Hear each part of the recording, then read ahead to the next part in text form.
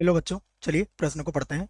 चौड़ाई ए, लंबाई 2a तथा द्रव्यमान m वाली दो एक समान आयताकार पट्टिकाएं a तथा b कोणीय वेग ओमेगा से घूर्णन कर रही है। दोनों ही घूर्णन अक्ष पट्टिका के केंद्र से गुजरते हैं, पर a का घूर्णन अक्ष पट्टिका की लंबाई के समांतर है, जबकि b का घूर्णन अक्ष पट्टिका की चौड़ाई के समांतर है। पट्टिकाओं की गतिज ऊर्जा के अनुपात के ए के बी का मान हमें बताना है। तो के अनुपात के बी का हमें यहाँ पर मान बताना है, जिसके लिए हमें विकल्प दिए गए, चार विकल्प हैं, ए बी सी और डी, और हमें इनमें से सही विकल्प यहाँ पर बताना है। प्रश्न को हल करेंगे बच्चों, उसके पहले हम लिख लेते हैं प्रश्न के लिए मुख्य अवधारणा।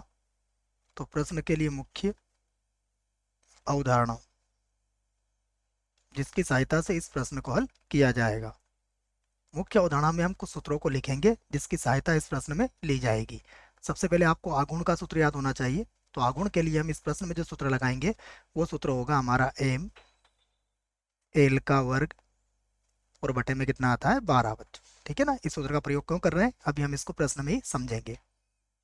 उसके बाद दूसरा, यदि हमें गतिज ऊर्जा की बात करना है तो यहाँ पर गतिज ऊर्जा के लिए जो सूत्र मैं लगाने वाला हूँ वो होगा के बराबर, वैसे तो 1/2 क्या होता है एम यू स्क्वायर होता है, परंतु यहाँ पर हम क्या लगाएंगे बच्चों, आघूर्ण से संबंधित सूत्र लगाएंगे जो होता है 1/2। आघूर्ण को मैं आई से व्यक्त करूंगा और हमारा ये जो कोणीय वेग होगा उसको मैं ओमेगा से व्यक्त करूंगा, तो आई ओमेगा स्क्वायर का प्रयोग यहाँ पर किया जाएगा। आइए अब हम इस प्रश्न को हल करते हैं। देखिए यहाँ से प्रश्न को यहाँ से हल करते हैं और प्रश्न से संबंधित जो जो बातें हमें दी गई है पहले मैं उसे लिख लेता हूँ। देखिए सबसे पहले पट्टिका की बात करते हैं। तो पट्टिका पट्टिका देखिए पट्टिका में क्या दिया गया है आपको, पट्टिका की चौड़ाई, चौड़ाई आपको दी गई है ए इकाई। उसके बाद लंबाई भी दी गई है, लंबाई है 2a इकाई। उसके बाद कोणीय वेग दिया गया है, कोणीय वेग, कोणीय वेग ये आपको ओमेगा दिया गया है। उसके बाद खास बात क्या है बच्चों कि देखो यहाँ पर ये पट्टिका केंद्र से गुजरती, जो घूर्णन अक्ष है वो क्या है, केंद्र से गुजरता है, इसको ध्यान रखें आप। अब प्रश्न से संबंधित हम चित्र बनाते हैं और इसको समझते हैं। देखिए दो प्रकार की बातें प्रश्न में कही गई है, दोनों पर हम लोग विचार करेंगे। सबसे पहले हम बात करेंगे कि मान लीजिए ये हमारे पास एक आयताकार पट्टी है, ठीक है। दूसरी स्थिति में भी इसी को बना लेते हैं। मान लीजिए ये हमारे पास आयताकार पट्टी है, एक ही पट्टी है। पहले हम अक्ष बना रहे हैं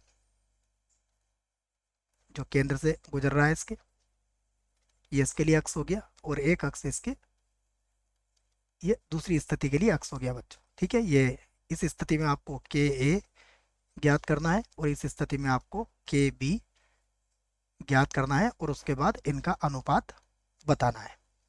तो यहाँ से सबसे पहले हम आघूर्ण की बात करेंगे। तो अगर आघूर्ण की बात करें तो आई ए, तो पहले पट्टिका ए की बात करते हैं। ठीक है, तो ए के लिए, ए के लिए आघूर्ण,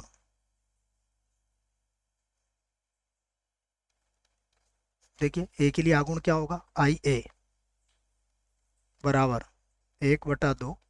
और देखिए क्या सूत्र लिखवाया है आपको, 1/2। यहाँ पर हम एम एल का वर्ग बटा 12। ठीक है, तो एम क्या है यहाँ पर, द्रव्यमान कितना दिया गया है हमें। ठीक है, द्रव्यमान भी लिख लेता हूँ मैं यहाँ पर, द्रव्यमान, द्रव्यमान, द्रव्यमान हमें कितना दिया गया है बच्चों, एम दिया गया है। ठीक है, तो यहाँ पर हो जाएगा आई ए बराबर द्रव्यमान कितना है एम, और इसकी बात करें तो देखो इसकी लंबाई कितनी है, इसकी लंबाई है 2a, चौड़ाई है a। तो यहाँ पर हम कितना लिख लेंगे 2a, और 2a का क्या हो जाएगा वर्ग। तो ये कितना हो जाएगा, देखिए 2 का वर्ग 4, तो ये हो जाएगा 2, 2 से 2 काट भी सकते हैं हम, तो ये हो जाएगा 2 ma का वर्ग। इसको हम समीकरण 1 बना सकते हैं।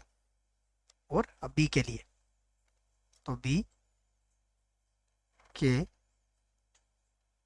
लिए आघूर्ण, देखिए b के लिए आघूर्ण क्या हो जाएगा, आई बी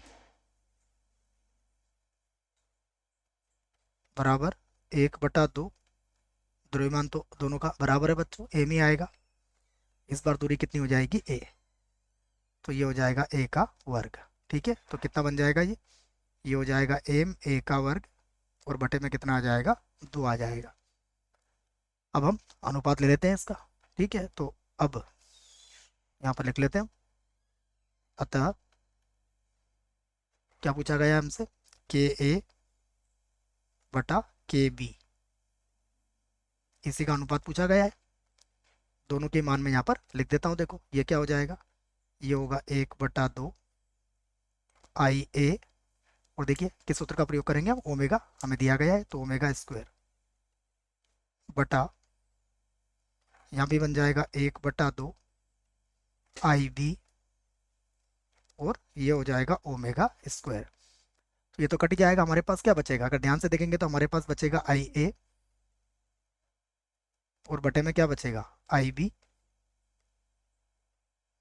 दोनों ही मान आप यहाँ पर रख सकते हो। देखो आई ए का मान कितना है, 2, एम ए का वर्ग, और बटा ये कितना हो जाएगा, 1/2 एम ए का वर्ग। तो एम ए के वर्ग से एम ए का वर्ग कट जाएगा, कितना बचेगा, 4, और यही क्या होगा, यही हमारे प्रश्न का उत्तर भी होगा।